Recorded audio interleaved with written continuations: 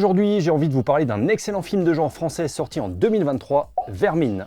Vous vous souvenez de cette douce sensation qui vous chatouillait la nuque à la vue du Arachnophobie de Frank Marshall dans les années 90? Si j'évoque cette œuvre emblématique du genre, c'est parce qu'un metteur en scène français avait décidé il y a 3 ans de s'attaquer lui aussi au sous-genre horrifique du film d'araignée, dans ce qui était son premier long métrage.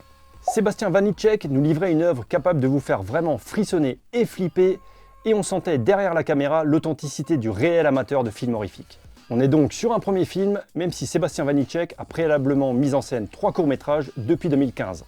Le pari était très casse-gueule et très osé dans le paysage cinématographique français, et ça fait tellement plaisir de voir un film se démarquant de la production hexagonale habituelle. La scène d'intro met direct dans l'ambiance et assume une identité graphique forte, héritée de décennies de visionnage de série B, et retranscrite avec beaucoup de soin. Tout comme dans Arachnophobie, on démarre dans un pays lointain où la vilaine bébête va se faire capturer, et on savoure la mise en scène nous renvoyant au classique du film d'aventure et d'action des années 90. Le plan ouvrant sur le générique est bien ludique et bien sauvage, appuyé par une excellente musique achevant de nous mettre définitivement dans l'ambiance.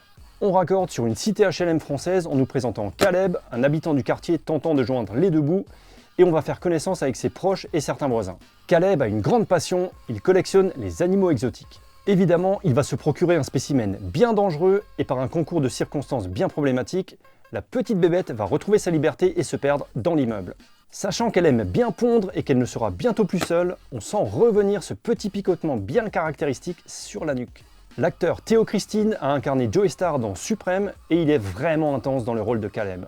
Il habite vraiment ce personnage qui n'a rien d'un héros et qui va devoir affronter une situation qui le dépasse avec ses proches. Il s'agit du premier long pour l'actrice Lisa Nyarko qui donne une belle texture à un personnage très fort avec son caractère solide et indépendant. Et mine de rien, Sébastien Vanitschek cherche à faire dans le réalisme sans tomber dans le cliché et ça passe par de nombreux petits détails qui permettent de s'éloigner des stéréotypes des prods horrifiques habituels. On a l'actrice Sophia Le Saffre qui donne de sa personne et de sa voix et honnêtement on va flipper à ses côtés avec une belle intensité. Finnegan Oldfield joue un personnage volontaire et capable de prendre les devants, avec là aussi un désir d'approfondir l'habituel aspect lisse des protagonistes. Et on a aussi la présence de Jérôme Niel qui va nous offrir quelques moments un peu plus légers, mais qui va nous gratifier d'un vrai bon personnage, attachant et évoluant au fil du métrage. Il se révèle vraiment très bon et ça fait plaisir de le voir embarquer dans un projet aussi qualitatif. Tout ce beau petit monde va devoir se serrer les coudes pour survivre à l'infestation se répandant dans l'immeuble avec un mélange de réalisme pur et de contexte série B qui captive vraiment. Toute l'intelligence de l'auteur pourrait se résumer à ça, baigner dans un maximum de réalisme afin de rendre crédibles les plus grosses peurs qu'il a à nous offrir. Et dans ce registre, il a de quoi nous faire frissonner avec des références ultra assumées à des classiques comme la saga Alien ou Predator, le premier pour certains choix graphiques, le second davantage pour des utilisations sonores qui claquent.